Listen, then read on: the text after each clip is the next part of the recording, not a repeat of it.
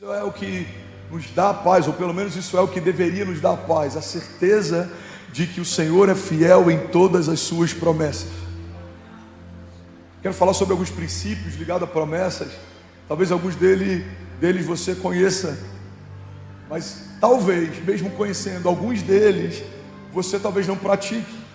Todos os tempos, toda a estação, em todo o tempo eu preciso relembrar algumas coisas ligadas a promessas, porque sem perceber eu vou abaixando a guarda para isso, eu vou entrando no modo automático. Então de tempos em tempos eu preciso lembrar do que Deus me prometeu, eu preciso lembrar daquilo que ainda não aconteceu, eu preciso lembrar daquilo que está a caminho, eu preciso trazer à minha memória aquilo que dá esperança, eu preciso me fortalecer nas promessas. Uma das características incríveis sobre a promessa é que normalmente o Senhor nos dá promessas em estações que não estão diretamente ligadas à estação em que aquela promessa vai se cumprir.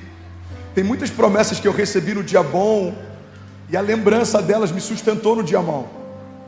Tem coisas que o Senhor falou comigo em estações de paz, mas aquilo era tudo que eu precisava para trazer a minha memória e me manter seguro em tempos de caos. Uma das coisas poderosas da promessa é que a lembrança daquilo que o Senhor te prometeu é uma garantia que o Senhor vai fazer independente das circunstâncias. Alguém está comigo? Diga amém. O Senhor prometeu coisas para você, e as promessas, elas têm inúmeros propósitos. Um dos propósitos da promessa é que quando Deus promete algo já se cumpriu. Não há nada que saia da boca de Deus que não se torne uma realidade nos céus.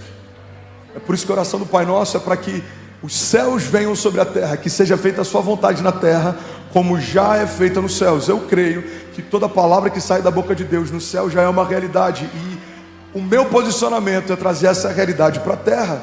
Bill Johnson diz que a fé consiste em nos agarrarmos às realidades dos céus e colidirmos violentamente com as realidades ao nosso redor, porque um reino inferior não subsiste. Então eu creio que a primeira característica da promessa é construir algo, criar algo. O poder criativo de Deus, ele gera realidades enquanto Deus fala. Então quando Deus disse algo para você, Ele não disse para te iludir, Ele não disse para te entreter. Gente, se alguém puder ajudar a criança a tomar um ar, porque eu não estou conseguindo me conectar, me perdoa. A gente está produzindo inclusive um family room. Deixa eu dar uma boa notícia aqui. A gente vai nos próximos dias ter um family room, então se você precisar sair um pouquinho com o bebê para respirar ou para amamentar, a gente vai ter dentro do nosso auditório uma sala toda projetada com acústica, para as mamães poderem estar dentro do culto, assistindo o culto, ouvindo o culto, cultuando e cuidando dos bebês. Você pode celebrar aquilo que Jesus está fazendo? Glória a Deus. Glória a Deus. Eu esqueci onde eu estava.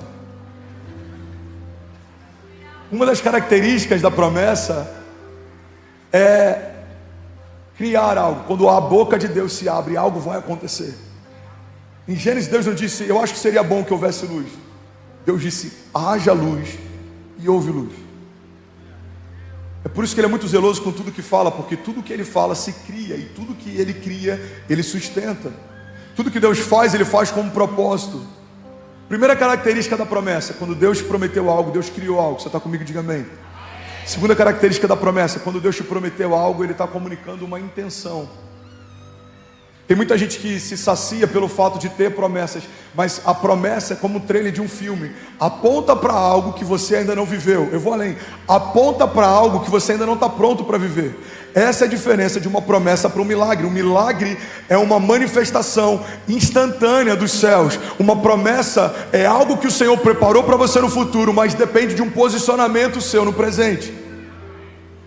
Então quando Deus promete uma terra para o povo, por que o povo não sai do Egito direto para a terra? Porque o milagre é quando Deus abre o mar, mas a promessa é quando Deus diz: caminhem até alcançar o lugar que eu preparei para vocês. E o não entendimento disso faz com que a gente se frustre. Muitas vezes a gente está esperando que Deus faça algo que Ele está esperando que a gente se posicione para Ele fazer. Falei sobre isso esses dias. Esse conceito de que Deus não está demorando, Ele está caprichando, não se sustenta por um princípio. O Deus que fez tudo que existe em 6 dias não precisa de tempo para caprichar naquilo que preparou para você. Então vamos ressignificar isso. Deus não está demorando, Deus está te esperando. Porque quando Ele projetou algo no futuro, Ele já está no seu futuro, esperando você chegar. Deus está no tempo presente e Ele promete algo. Ele fala para Abraão: da sua linhagem vai vir o Messias, você vai ser abençoado, você vai ser pai de multidões. Qual que era a realidade? Ele era velho, sua mulher era estéril, aquela realidade era impossível de acontecer. Mas quando Deus fala isso, Ele já está no futuro, esperando Abraão chegar. E quando Abraão chega, então começa o cumprimento de uma promessa que o Senhor fez. Ele promete algo para Davi: não houve e não haverá um reinado como o seu em Israel. Quando o Senhor promete isso, Ele já está no futuro, esperando Davi chegar. Quando o Senhor deu um sonho a José, ele era jovem, tinha uma capa colorida, passou a ser odiado pelos irmãos. Mas no dia em que o Senhor prometeu algo para José, o Senhor já foi para o futuro aguardando José chegar. Então o que tem que nos consumir não é se o Senhor é capaz de fazer, não é se o Senhor é fiel para cumprir, não é se o Senhor Ele é verdadeiro quando prometeu. O que tem que nos consumir é quais são os passos que falta eu dar para alcançar a promessa que o Senhor me fez. Alguém comigo aqui? Toda promessa que não se cumpriu tem a ver com uma incompetência de quem recebeu a promessa, não de quem fez a promessa. Pastor, tem promessas que não se cumprem, inúmeras, milhares. Eu vou ser até ousado no que eu vou falar aqui. Existem mais promessas que Deus fez que não se cumpriram na vida dos homens para quem Ele fez, do que as que se cumpriram. Agora eu estou confuso. Como que Deus pode prometer algo que não cumpriu? Eu vou te explicar. As promessas que o Senhor faz em relação a tempos, em relação à igreja, em relação ao firmamento e tudo que existe debaixo dos céus. Quando o Senhor fala: o meu filho vai voltar. Quando o Senhor fala que o Messias seria enviado, que o Verbo seria encarnado. Todas essas promessas, elas não dependem de nós, elas são incondicionais, elas vão acontecer.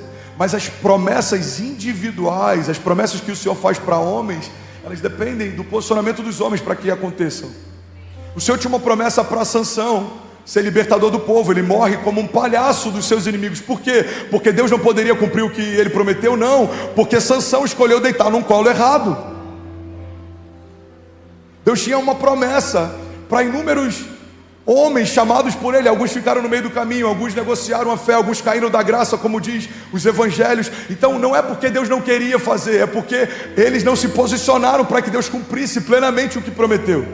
O Senhor tem promessas para mim, mas se eu for infiel com a minha esposa, se eu não for zeloso com a palavra, se eu negociar princípios, não dá para ninguém dizer: o Senhor fez promessas para o pastor André que não quis cumprir. Não. O pastor André é que não se posicionou para que Deus cumprisse plenamente o que prometeu. Mas é mais fácil a gente justificar como sendo soberania de Deus a ausência do cumprimento de promessas, do que reconhecer que a ausência de caráter, ou posicionamento, ou fé, ou intencionalidade. Alguém comigo aqui? Mais fácil a gente aceitar a ideia de que é Deus que fechou todas as portas, que criou todos os desertos, que gerou as doenças para tratar nosso caráter. É mais fácil aceitarmos isso do que de fato temos a consciência do real caráter de Deus. Deus não é aquele que dá doenças, Deus é aquele que tira doenças. Deus não é aquele que nos prova de tal forma que a gente vai ficar mais manso, porque o Senhor está fechando todas as portas. A gente vai ficar mais, a gente vai ter um caráter mais aprovado. Irmão, guarda isso. Os desertos nem sempre tratam o nosso caráter, mas eles sempre revelam o nosso caráter. Tem muito deserto que o Senhor permite que a gente passe, não é para Ele saber como a gente está, é para a gente perceber como a gente está. Tem muitas coisas que o Senhor permite que a gente passe, para que a gente perceba a superficialidade da nossa raiz, ou a pouca quantidade que a gente tem de fé.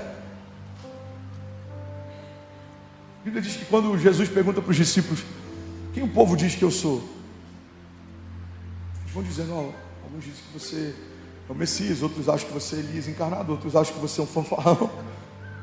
E aí ele chega na pergunta que de fato ele queria fazer: mas vocês, quem vocês dizem que eu sou? Quando Deus pede para que Abraão sacrifique o seu filho, nunca foi sobre o filho de Abraão, sempre foi sobre Abraão.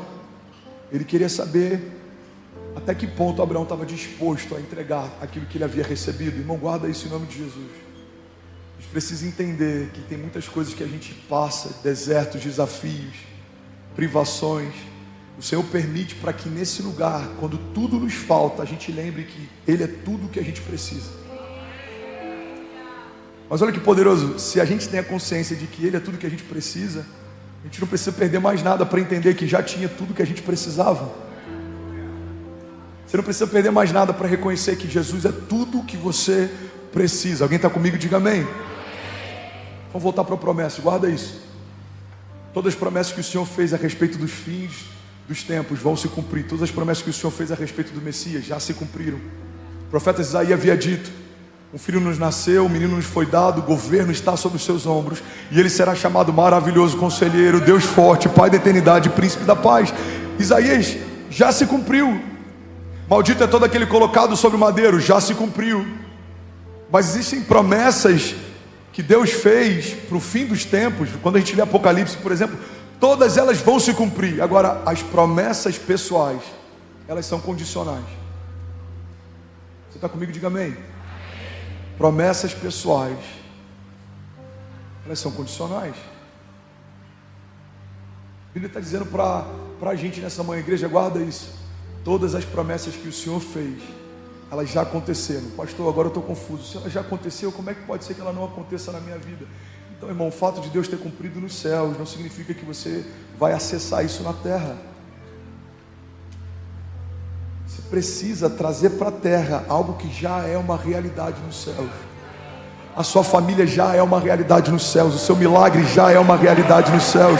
Aquilo que o Senhor prometeu já é uma realidade nos céus. Vamos, alguém aqui? As portas abertas já são uma realidade nos céus. Agora eu preciso trazer para a terra as realidades dos céus. E aí, tudo bem? Você acabou agora de assistir um vídeo. Se você ainda não está inscrito, já se inscreve também no nosso canal, ativa esse sininho aqui embaixo de notificação e toda vez que eu fizer uma live ou estiver transmitindo uma mensagem ao vivo, você vai ser um dos primeiros a saber. Mas eu deixei mais 2 indicações aqui que eu espero que façam muito sentido para você. Então já aproveita e clica para assistir a próxima mensagem, beleza? Seja bem-vindo ao time de incendiários e eu espero de verdade que essas mensagens mudem a sua vida como elas têm mudado a minha também. Até a próxima. Valeu!